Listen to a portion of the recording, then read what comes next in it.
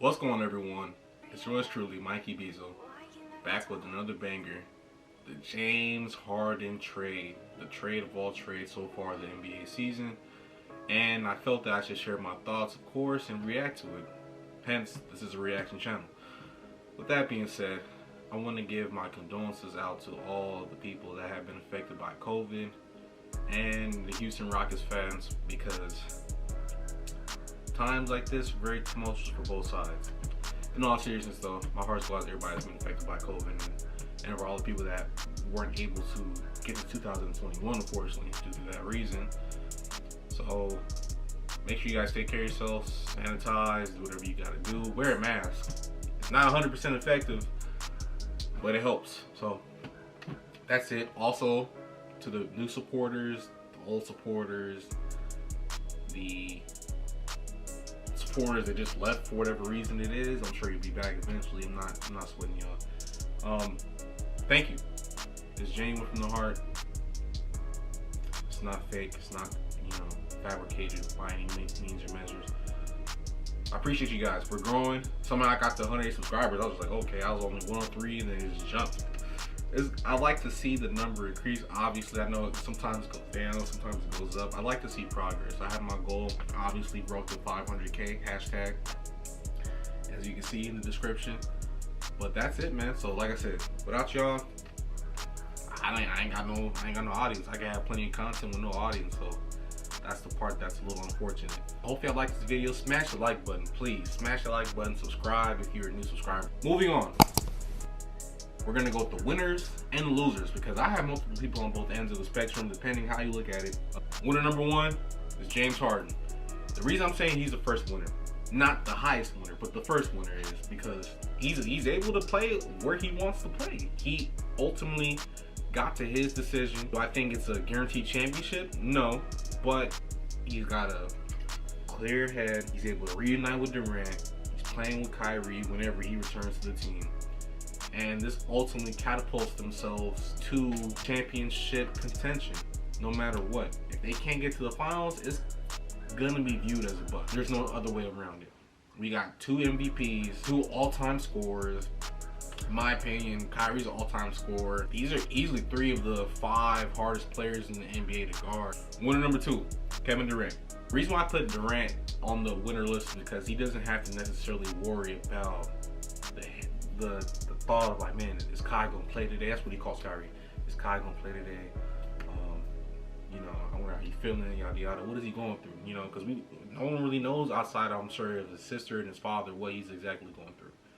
So I like to say that having a guy that's been averaging 30 points for the last 8 years, we'll do you some good.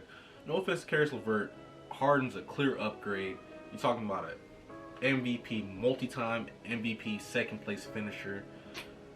I mean, the last 2 years, I think he averaged 34 and 36. Like, it's a lot of buckets, man. The defense is what it is, but this guy's gonna be able to fill up the hoop. He's gonna fill it up. Kevin Durant, congratulations, you've won the lotto. Number 3, Steve Nash. Now, I put Steve Nash on here because there's a lot of information that's been leaking to the media in regards to whether or not Kyrie was really all in on this. Now, it was interesting. I believe it was either before or afterwards where Kyrie Irving publicly said that he feels as if this team does not need a head coach.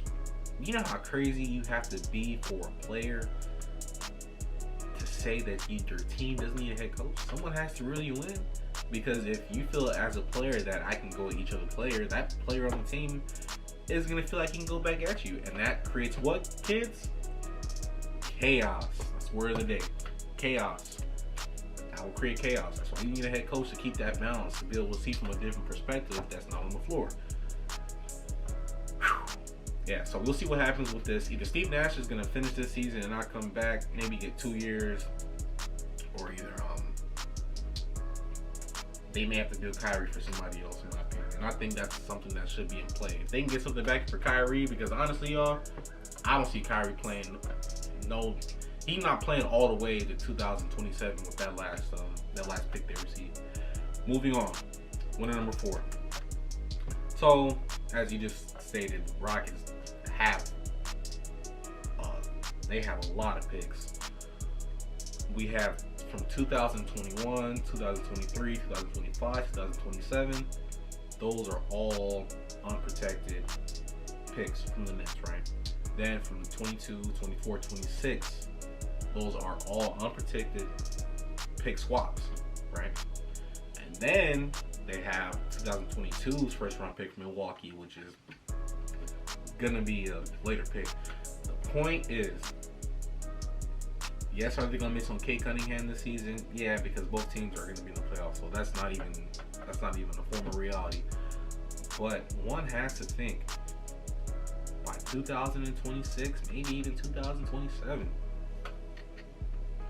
one would like to wonder where both these franchises will be. Because in my opinion, this screams Boston Nets trade for the 2 of the old Celtics big 3 from years ago. Now, for those that you don't remember, they got Jason Terry, Paul Pierce, Kevin Garnett in return for a litany of picks. And most notably from those draft selections that the Boston Celtics ended up selecting was Jaylen Brown and Jason Tatum. I'd like to think they got the better of the trade.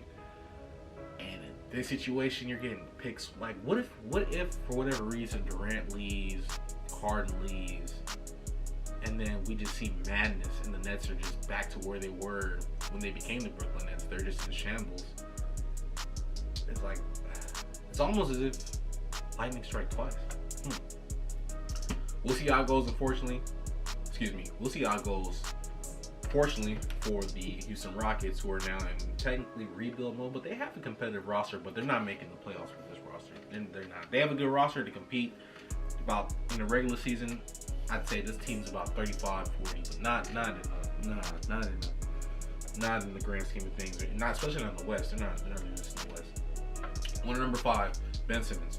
The reason why I put Ben Simmons at number 5, honestly, as a player, I'm sick of hearing about him because he doesn't have a face-up game. The post game is not consistent enough, especially with a beat on the floor. So they're kind of playing backwards between him and Simmons. Obviously, he's not shooting any corner threes at least.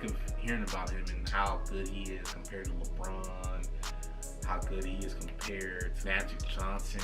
These false comparisons, and it's getting annoying. Not gonna lie to you, it's getting annoying, man. I need to see something. He's not even to the point where he's dominant as Giannis. You see Giannis out there hoisting them up. The point I'm trying to say is that Ben Simmons does have the opportunity to get better. He doesn't worry about getting traded. Yeah, he's not out there, but you still need to improve, man. You still need to improve. You are a winner in this.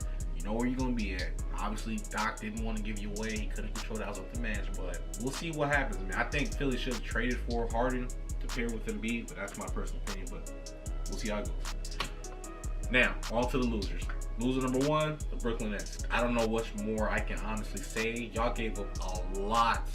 Y'all gave up 8 picks. Depending on how bad you guys are in a few years. I start jumping shit, Rockets for sure gonna win this trade. And I think by then we'll see the next generational player, because the NBA is trying to force Zion Williamson on us. And honestly, that ain't it. Because Zion needs to lose some weight, become a demigod point forward or something. But where he at right now, I'm telling y'all this, he's about to be the most overrated number 1 draft pick in the NBA. Not the biggest bust. I mean, he'll be the biggest bust, but it can't help be said. Zion, you gotta get together, bro. So Nets, I took that L. Loser number 2, Joel Embiid. The reason why I have Joel Embiid listed here is because if the Sixers were to have Ben Simmons play up to his actual potential, they will be very scary. But as I previously said, his offensive game is lacking, and that leaves Joel to be the center of the offense. Yes, they've added shooters, but I don't really see how this will transcend them to an NBA Finals championship appearance type team. I don't see it. We've already went over Philly years back. We've already been through that. I don't even want to get to that. That's a headache. Joel, you and Philly, y'all both took the L. So I know. Sorry, bro.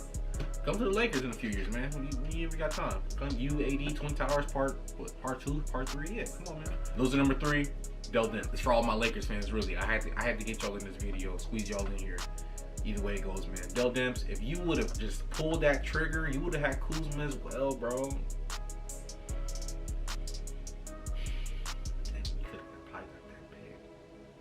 Now look at you, Kuzma out here flourishing, winning championships.